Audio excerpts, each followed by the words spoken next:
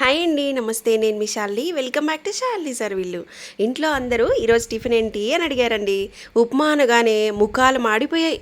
కానీ ఈ పులుసు ఉప్మా రుచి చూసిన తర్వాత ఇంకొంచెం పెట్టమ్మా అని అడిగారు. అంత టేస్టీగా ఈజీగా చేసే ఈ బియ్యపు రవ్వతో పులుసు ఉప్మా రెసిపీని చూద్దామా? ఉప్మా అంటే ఇష్టం లేనోళ్ళు కూడా ఈ పులుసు ఉప్మాకి ఫ్యాన్స్ అయిపోతారు, అంత బాగుంటుంది. ముందుగా 3 కప్పుల రైస్ని ఒక మిక్సీ జార్లోకి తీసుకొని రవ్వలాగా ఈ విధంగా గ్రైండ్ చేసుకోవాలండి. ఒకేసారి గ్రైండ్ చేయొద్దు, పల్సిస్తూ గ్రైండ్ చేస్తే మంచిగా రవ్వలాగా తయారవుతుంది. ఆ తర్వాత ఒక ఫ్రై ప్యాన్ పెట్టుకొని అందులో ఒక 4 స్పూన్ల ఆయిల్, పచ్చిశనగపప్పు, మినపప్పు, ఆవాలు, జీలకర్ర వేసుకొని మంచిగా దూరగా వేయించుకోవాలి. ఈ పప్పులు బాగా వేగాలండి. ఈ క్రంచీనెస్ అనేది మనం ఉప్మా తినేటప్పుడు బాగా తగులుతుందన్నమాట, టేస్టీగా అనిపిస్తుంది. ఆ తర్వాత ఒక 5 ఎండుమిర్చిని ఈ విధంగా తుంపేసి వేసుకుంటున్నాను. పెద్ద సైజు ఉల్లిపాయలు అండి, ఒక 2 ఉల్లిపాయలు, ఒక 6 పచ్చిమిరపకాయలు, మన కారంకి తగ్గట్టుగా వేసుకోవాలి పచ్చిమిర్చి అయితే. ఉల్లిపాయలు, పచ్చిమిర్చి పొడవుగా తరిగేసుకొని తాలింపులో వేసుకొని ఈ ఉల్లిపాయలు మెత్తపడేంత వరకు బాగా మగ్గించుకోవాలండి. మరీ ఎర్రగా ఏం రానవసరం లేదు. ఆ తర్వాత పెద్ద నిమ్మకాయ సైజ్ అంత చింతపండుని ముందరగానే నానబెట్టుకున్నాను. దాంట్లో నుంచి గుజ్జంతా తీసేసుకొని ఈ విధంగా కొద్దిగా వాటర్ యాడ్ చేస్తున్నాను. మనం ఇక్కడ 3 కప్పులు, చిన్న కప్పుతో 3 కప్పులు రవ్వ తీసుకున్నాం కదా, కప్పుకి 3 కప్పుల వాటర్ చొప్పున ఈ చింతపండు పులుసుని యాడ్ చేసుకోవచ్చండి మనం.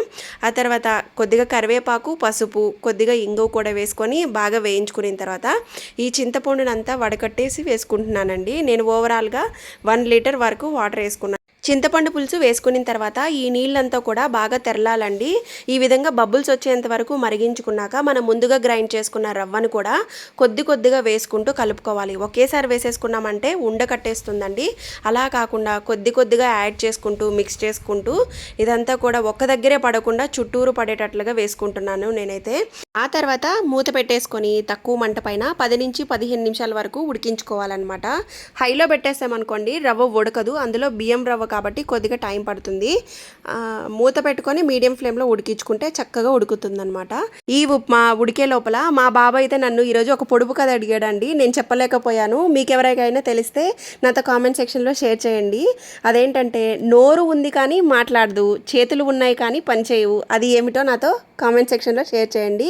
రవ్వ ఈ విధంగా మెత్తగా ఉడికిన తర్వాత స్టవ్ ఆఫ్ చేసేసి ఒక 5 నిమిషాలు పక్కన ఉంచేయండి. ఇలా ఉంచడం వల్ల ఇందులో పులుపు, కారాలంతా సెట్ అవుతాయండి.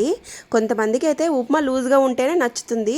అలాంటప్పుడు కొంచెం ముందుగా స్టవ్ ఆఫ్ చేసేసారంటే ఇంకొద్దిగా లూజ్గా వస్తుందన్నమాట. ఉప్మాతో నంచుకోవడానికి పల్లీల పొడి కానీ ఆవకాయ కానీ చాలా బాగుంటాయి అన్నమాట. చాలా రుచిగా ఉండే ఈ Andhra style breakfast recipe ready అండి. మీరు తప్పకుండా ట్రై చేసి మీ ఫీడ్బ్యాక్ని నాతో షేర్ చేయడం మర్చిపోవద్దు. ఈ వీడియో మీకు యూస్ అవుతుంది అనిపిస్తే మీ ఫ్రెండ్స్ అండ్ ఫ్యామిలీ మెంబర్స్కి షేర్ చేయండి. Thanks for watching.